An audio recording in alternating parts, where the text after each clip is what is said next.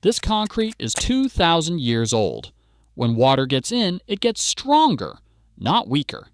This concrete is 3 years old, and it's already cracking through the kitchen of a $485,000 home. A materials scientist at MIT, Dr. Admir Masic, 15 years studying ancient construction, spent a decade trying to solve a question nobody could answer.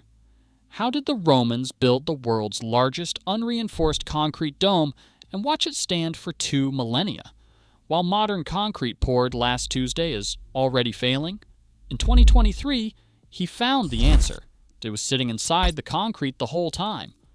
And the concrete industry had been calling it a mistake for 200 years. Here's what won't make sense until the 3-minute mark. The Romans built concrete that self-heals when cracks form. Your builder's concrete does the opposite. It weakens every time water touches it. Same material, same name, different recipe. And the difference was engineered out of modern concrete on purpose. By the 4-minute mark, I'll show you the specific mix spec you can demand from your builder that gets modern concrete closest to the Roman standard, and why 99% of production home builders will refuse to pour it. The Pantheon was dedicated in 128 AD. Its dome spans 142 feet. It has no rebar, no steel reinforcement, no modern chemistry. It is pure concrete, holding itself up for 19 centuries through earthquakes, floods, and weather extremes, and it has never needed structural repair.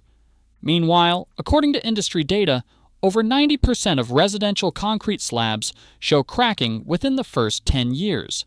The average lifespan of a modern concrete structure is estimated at 50 to 100 years, with most residential slabs needing significant repair or replacement within 30. The Romans had something we don't. For 200 years, every concrete scientist in the world looked at Roman concrete samples under a microscope and saw small white chunks mixed into the matrix. They assumed these were mistakes: sloppy mixing, poor quality control, ancient engineers cutting corners. The textbooks called them impurities. Modern concrete specifications treat them as defects. In 2023, Dr. Masic and his team at MIT proved the opposite. Those white chunks, called lime clasts, aren't defects. They're the mechanism. They're the reason the Pantheon is still standing. Dr. Masic said it cold. The idea that these lime clasts were simply attributed to low-quality control always bothered me. If the Romans put so much effort into making an outstanding construction material, following recipes optimized over centuries, why would they put so little effort into mixing it properly?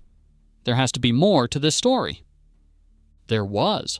And once you understand what those white chunks actually do, you understand why modern concrete is designed to fail. The self-healing secret.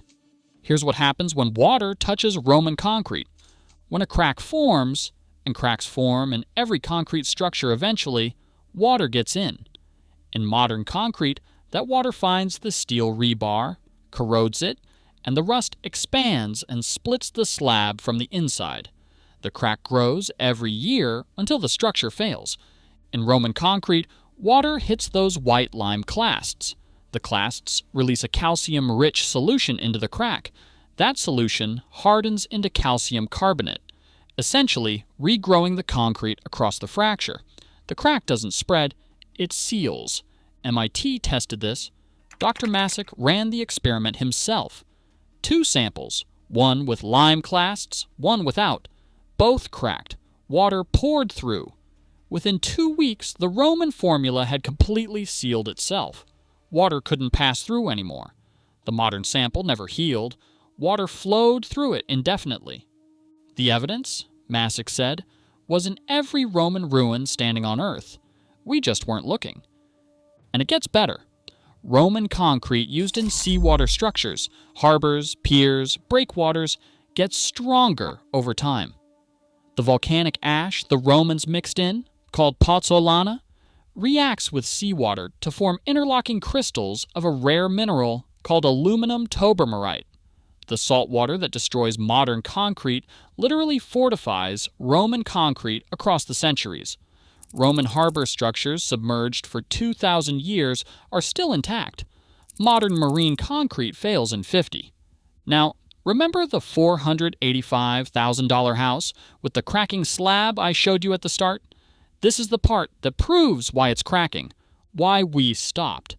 If Roman concrete is self-healing, saltwater strengthening, and demonstrably outlasts anything we pour today, why don't we use it? Because it takes too long, and time costs money. In 1824, the industry patented a replacement, Portland cement, faster to cure, cheaper to produce, and good for 50 years instead of 2,000. The Roman recipe wasn't forgotten. It was abandoned because nobody could make money waiting months for concrete to cure.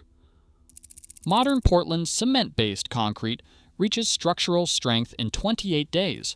Roman concrete took months, sometimes years, to reach full strength. No production builder in 2026 can wait months to frame a house. The schedule decides the material. Here's the trade nobody talks about. The concrete poured for your driveway, your foundation, and every bridge you drive over this week will need to be torn out and replaced in your lifetime. Roman concrete poured in the year 200 is still doing its job. Portland concrete poured in 2000 is already crumbling. The research is public. MIT published the self-healing findings in a peer-reviewed journal, but production home builders aren't using it because their business model requires concrete that sets in 28 days, passes inspection in 60, and begins failing the day after the warranty expires.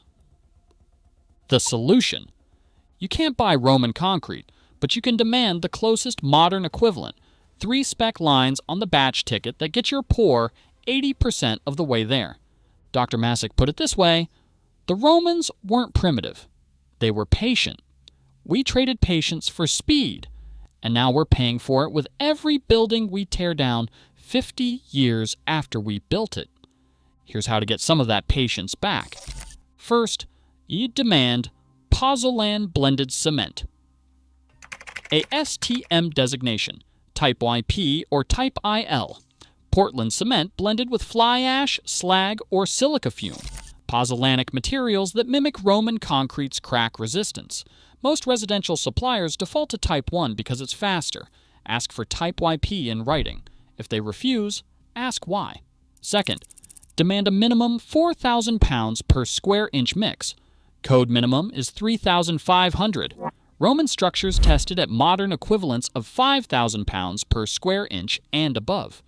The jump from 3,500 to 4,000 costs roughly $200 on a residential pour.